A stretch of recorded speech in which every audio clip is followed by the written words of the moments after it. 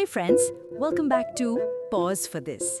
Today's episode is called Classic or Cringe Reading Jane Eyre with My Teen. And oh boy, this one's personal. I never imagined my journey into Jane Eyre would start like this. I picked up a copy of Charlotte Bronte's classic for my teenage daughter, and of course, ended up devouring it myself before she even touched it. For anyone tuning in who hasn't read it or needs a refresh, here's a quick rundown. Jane Eyre follows the life of its orphaned heroine, Jane, who endures abuse at the hands of her aunt and cousins. Sent off to boarding school, she faces harsh conditions, but her resolve is strengthened by friendship, particularly through the gentle wisdom of Helen. She endures the loss of her friend Helen, yet emerges resilient and principled. Later, Jane becomes a governess at Thornfield Hall, where she meets the brooding Mr. Rochester, who is her boss. Despite their age or class differences, love blossoms, raw, intense, and utterly human. Yet on their wedding day, Jane discovers that Rochester is already married to Bertha, who is hidden away due to mental illness. Choosing self-respect over societal pressure, Jane flees, heartbroken but true to her principles. Eventually, she inherits a fortune, reunites with a now blinded Rochester after Thornfield burns down, and they build a life of equality and mutual respect together. At the heart of Jane Eyre lies a romance fueled by self-respect as much as passion, a love born in tragedy and tested by moral integrity. At least, that's my version.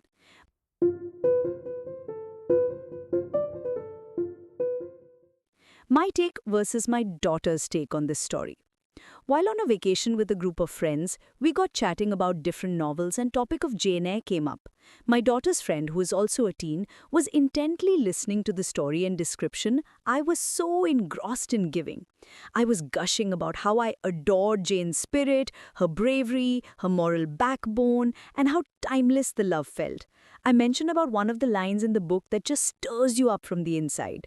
It goes, I have a strange feeling, as if I had a string somewhere under my left ribs, tightly knotted, and if you were to leave, I take to bleeding inwardly. And here my teen daughter cuts in. Her take is that it isn't as soul-stirring, beautiful book as I'm narrating. I said, didn't you feel the emotions the characters were living through?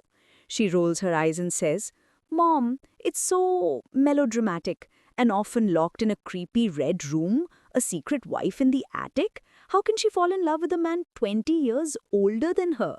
It feels like a gothic soap opera, not real life. My daughter retells the whole thing like she's narrating a horror comedy.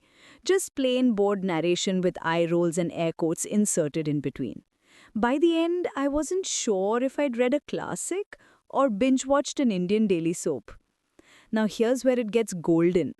My daughter's friend, who's been quietly listening to both sides, suddenly goes, You know what? I've heard two versions of Jane Eyre tonight.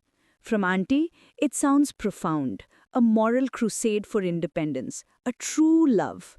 From my friend, it sounds like a haunted mansion soapy drama. Feels like two entirely different books. Same story, different opinions. Although we all laughed, the sudden realization hit me that that's it, isn't it?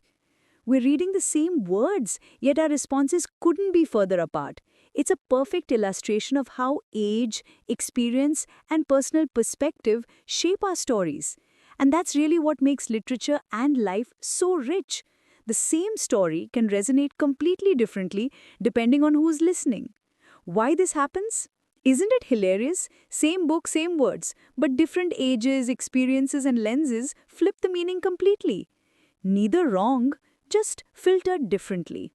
Think about it. Haven't you reread or rewatched something and gone, wait, how did I miss this as a kid? Or the opposite? Wow, this was magical then, but now, cringe. As teens, we lean into the drama. As adults, we dig for wisdom. As parents, we secretly hope our kids don't point out all the plot holes. So here's what we can do. Think of a story you've experienced twice in life. Maybe it was your favorite movie, novel, or even a family story your parents used to tell. Did it feel utterly heartbreaking once, but wiser, deeper, or even funnier years later? DM me your takes. I'd love to feature a few in a future episode.